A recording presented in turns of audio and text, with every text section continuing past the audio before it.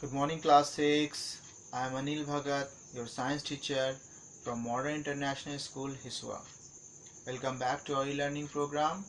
Today, in this video lecture, we will discuss about chapter 4, that is sorting materials into groups. In the previous class, we discussed about different types of materials or varieties of things which is made of different material or made up of same material is present in our surrounding.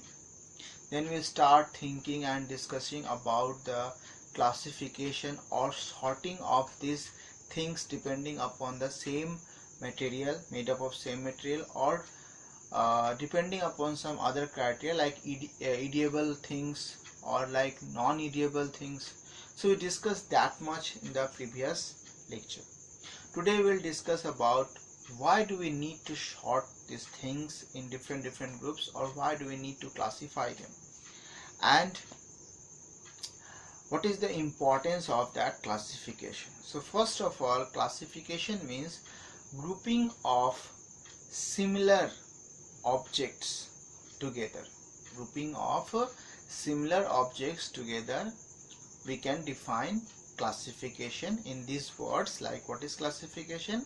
So classification is the process of grouping similar things together. So we will learn that what is the importance, or why do we need to classify these things into several groups.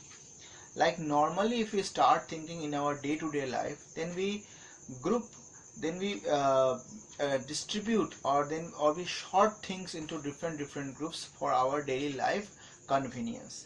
Like suppose if you will enter into a library. So why we are going to a library? Because books are there, but there are several subjects which we study, and in a library there are thousands of books are present. So when you go to a librarian and ask for a book for science, that librarian will took only 2 to 5 minutes to fetch that book or to bring that book to you. Why? Because library is properly arranged in a proper way. You can say that it is properly classified and catalogued are there. So books are properly arranged, so the librarian need only 2 to 5 minutes to bring a book from thousands of books to any customer or to any reader. So in the same way, at our home, we sort things or we classify things depend upon their use or depend upon the material they are made up of. Like in kitchen, only edible things are present. In a storeroom, only the things which are broken or which are not in use in current situation, they are stored in the storeroom.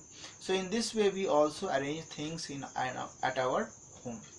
If you reach a grocery shop and if you observe there are different corners, and every corners have different type of materials. Like in the grocery shop, there is a corner where soaps are kept, like soaps for washing cloth, soaps for washing utensils, and like we use the soaps in our daily life.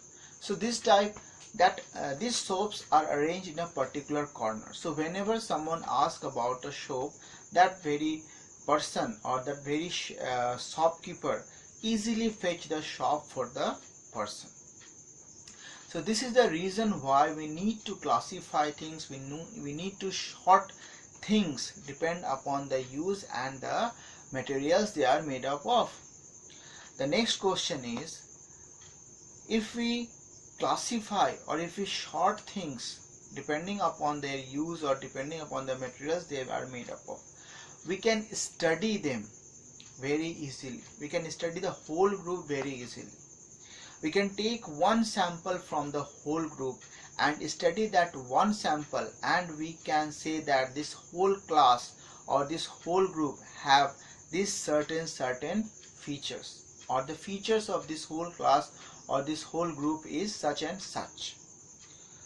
Not only that, it is very helpful for us to understand or to study the different pattern which is present in the group. So class, I hope you are all able to understand this topic well.